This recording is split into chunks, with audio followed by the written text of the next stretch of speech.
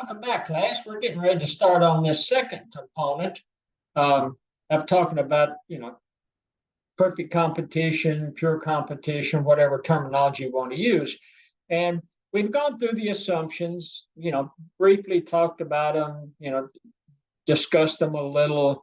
And now we're going to kind of move and then maybe try to start to tie some of this together. And to start off, just to kind of go back to where we stopped in the previous segment, if you think about the assumptions, taken together, imply that buyers and sellers accept market prices given. And so that's the way that the model is built, and those four assumptions, if you kind of go through them, they may not emulate the real world, but they work very well for the economic model when we're talking about perfect competition. And if buyers and sellers are price takers, individuals or firms with no ability to influence the market price who must take the prices given. So that's a definition in the text of a price taker. Price is influenced by the collective actions of all buyers and sellers in the market.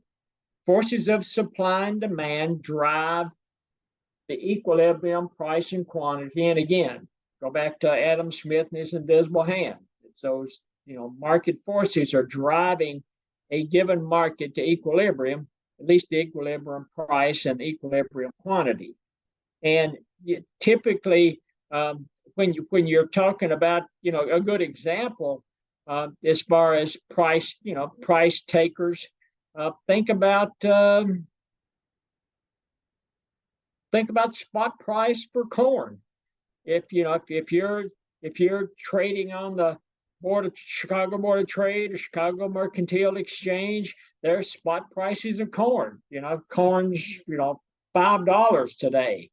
Then I'm a seller. If I decide I want to sell some corn at whatever the spot price is, I can usually go to my local cooperative and say, I've got 15,000 bushels of corn and I want to sell it today at $5. I'm taking that as a producer. I'm taking that $5 because it's a spot price. You've got a cooperative that's going to pay me $5, for that bushel of corn because they're going to buy it and they're using the spot price the same way. Think about if you're a let's say you play in the stock, you dabble in the stock market. That's essentially what you're doing in the stock market. So, prices, the prices of stocks, vary from day to day based on the information coming in. Remember, we talked about the stock market in, I can't remember, chapter 3 or 4 back earlier in the text. And you've got 1,000 shares of GM that you want to sell.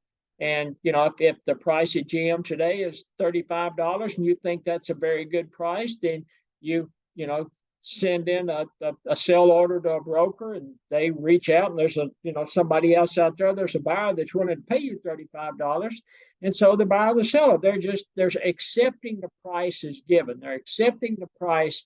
Again, the invisible hand, market forces driving it to equilibrium, price, and quantity. In perfect competition in the real world, and even in the text they talk about, while assumptions may not be wholly consistent with the real world, they form the basis of the supply and demand model. And that makes sense. That's the basis of the supply and demand model. The supply and demand model that we've used throughout the text. Supply and demand model assumes an environment of perfect competition. We might not have explicitly said that earlier in the text, but that is the basis of the model for supply and demand. And profit maximization in the short run, task for firms if they're trying to maximize profits. And again, go back to chapter 8 where we were talking about, had this same concept brought forth in chapter 8. If you're in the short run, you're a profit maximizing firm, what are the two things you have to do? Determine how much to produce and determine how to price your commodity. Now, if we go on, if once we go to some of these later chapters in the text, if you're a monopoly, and I think that's chapter 10. If you're in a monopoly, it's going to be a little different situation for you, and we'll get into that when we get to chapter 10. But it's going to be a little different situation for a monopolist as opposed to a firm producing in a market of perfect competition. In world of perfect competition, prices are determined by supply and demand. Individual price takers only have to worry about how much to produce. In the short run, they produce at what? Marginal benefit equals marginal cost. And again, it's corn versus wheat. It's organic versus non-organic. Firms are still using the marginal decision rule to determine what their point of profit maximization is.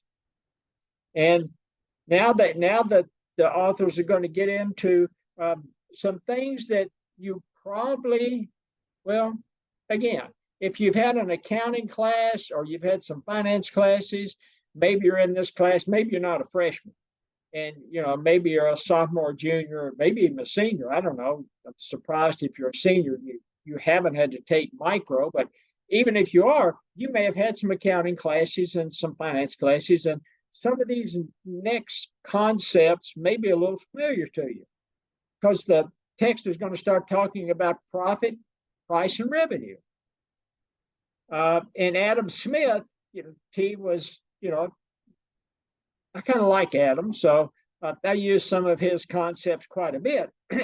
And, he is credited with saying it is not from the benevolence of the butcher, brewer, or the baker that we expect our dinner, but from their regard to their own self-interest. Basically, Adam Smith's saying, butcher, the baker, the brewer, they don't do it because they like you. They do it because they are driving what? They are optimizing what? They are optimizing profits.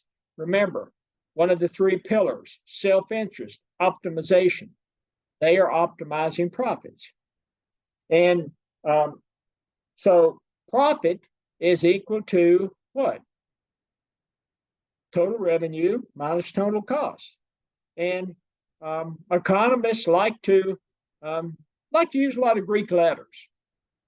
Remember, we talked about, change, the little triangle for change. In economics, that's considered delta. One of the Greek letters, the alphabet. If you've got fraternities and sororities on campus, you may, be familiar with the Greek alphabet. I was in a fraternity in college, and one of the parts of initiation is the actives would put a match in your hand, they'd strike the match, and you had to say the Greek alphabet before, or recite the Greek alphabet before the match burned down. So, I mean, a lot of individuals in college, especially if you were in a Greek organization, that you've learned the Greek alphabet. You remember what the Greek letter for pi was? Looked like a little horizontal bar with two little legs on it. So, an economist have adopted, the symbol of pi as profit. If you've ever had a math class, you probably have run into pi. Pi is, just see what it's the circle's circumference divided by the circle's diameter, I think. But it's, it's like 3.14 in a bazillion digits. And so pi can be, pi has one definition in mathematical circles, and it's got another definition in economic circles. But again, pi is equal to total revenue minus total cost. Total revenue, it's a firm's output multiplied by the price at which it sells that output. Total revenue equal price times quantity. Easy to remember, price times quantity. If you get out into the real world and you go to work for an organization that is a profit maximizer, you'll probably end up getting a tattoo somewhere along the way that says, price times quantity, because everything in that firm is going to be, you're going to constantly hear price times quantity, price times quantity. In perfect competition, complete information, homogeneous products, equilibrium price and industry output determined by supply and demand. Again, it goes back to price takers determined by supply and demand. Firms can sell all they want at the equilibrium price. Price taking firms, it's no reason to charge less, and it's no reason to charge more. That's goes back to the definition of a price taker. I'll go back to my example. I've got a bushel of corn. If the spot price is $5, that's the market price of that bushel of corn. Why would I charge less? Why would I sell my bushel of corn that's spot price of $5? Why do I sell it at $4? And because the way the homogeneous products and the way the market drives the spot price, I'm not going to get some seller. If a seller can get all the corn he or she wants to buy at $5, why are they going to pay $6 for mine? It's no magic. It's not, no Jack and the Beanstalk corn. So at that point, that's where it goes back to price takers, and both on the buyer side and the seller side. Firms have no influence over price, but can determine the level of output. If I'm a farmer in the Midwest and I've got 1,000 tillable acres, and I'm sitting at your kitchen table with my accountant in December, maybe January, and we're looking at futures prices and what the options look like on corn, and usually it's corn and soybeans, and so we're sitting there looking at the prices, and we're thinking that we've got 1,000 acres. How do we plant that 1,000 acres? Do we plant it all in corn or all in soybeans? Do we plant half and half? Do we, some combination? And those are the decisions I'm going to make. And that's what it talks about, the level of output. Firms can determine that level of output. With a fixed price of $5, the only way I'm going to increase my total revenue is to increase the quantity of a particular good or service that I produce. It's a constant upward slope. Greater the price, greater the slope. And now we're talking about the supply. Single firm can't really impact the market price. I may have 10,000 acres of tillable land, and somewhere in the United States, and still I'm not going to really affect the market price, because there's too many other individuals out there with tillable acreage, and they're going to be making the same decision I am. Corn, soybeans, wheat, milo, some combination of grain products, and we're profit maximizers just like everybody else. And we're going to determine that level of output of some combination that's going to drive us with the most profit. And remember the slope, so the change in total revenue is driven by the change in quantity, rise over run. Price, marginal revenue, and average revenue. So marginal revenue, again, change in total revenue divided by change in quantity. The increase in total revenue from one unit increases in quantity. So what's going to happen? So my marginal revenue, what's going to happen to my total revenue if I increase another acre that I decide to plant in corn? What's going to happen to it if I decide to increase my acreage by 500? That's where we're getting into the total revenue. We're talking about marginal revenue. So with a fixed price at whatever the spot price is at that day and time that I decide to sell my product on the market, that price is going to be fixed, and the only way I'm going to drive my total revenue is by increasing quantity. So the slope, change in total revenue divided by change in quantity is equal to the marginal revenue. And remember, the slope of the total price, go back to the earlier chapters. The slope of the total product curve was equal to marginal product. The slope of the total cost curve was equal to marginal cost. The slope of the total revenue curve is equal to marginal revenue. So you see the pattern? The pattern is there. All you have to do as a student of microeconomics is start to understand the patterns. Again, I can't emphasize it enough. Don't make microeconomics any more difficult than it has to be. When when you've got, you're talking about marginal revenue, and what is it? Marginal revenue is nothing more than it's nothing more than a ratio. You got something in the numerator, you have something in the denominator. And all you have to do is think about what happens to that ratio as either the as the numerator increases or the denominator increases. Or if they both increase or both decrease, which one increases or decreases by the greatest magnitude? Microeconomics, unless you get into a really hardcore, some of the hardcore upper level micro classes, microeconomics is fairly straightforward. It's not that difficult. And again, students sometimes just make it difficult to the point that they just can't get their arms around it. So keep it simple. Remember, and I can't remember whether I've used this in this class or not, but had a professor in graduate school, and I was struggling with trying to get her dissertation written, and he came into my office one day, and he said, it was wrapped in like, I don't know, it looked like he'd taken a paper bag and cut it and wrapped it, but he said, here, I've got a present for you. And I opened it up, and it was a sign, and I think his wife had actually like needlepoint or something. It was a sign, and it had KISS, KISS. I'm sitting there looking at it, and I'm thinking, what in the world? And he said, KISS. He said, you're struggling with your dissertation, and this should help you get over the hump. KISS.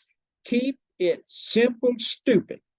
And I've always remembered that, and I've always kept that sign, because if you try to keep it as simple as possible, microeconomics it's not that difficult. Marginal revenue equals price for a perfectly competitive firm. How about that? Average revenue, and they use the acronym AR. Again, economists love to use acronyms for things. So average revenue is total revenue divided by cost. So what's that going to turn? What's that going to turn to? Total revenue is what? Prices times quantity. Prices times quantity divided by quantity.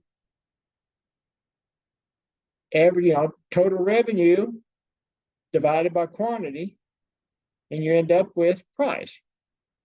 Perfectly competitive firm, marginal revenue equals average revenue equals price. So again, they're walking you down through the formulas. They're playing a little math magic with you. Economists love to play math magic, and they like to combine terms, and they like to play around and invert and flip and do the mathematical gyrations. But what they're trying to get you to understand in a perfectly competitive firm, it's marginal revenue equals average revenue equal price. And remember, it's set externally in the marketplace.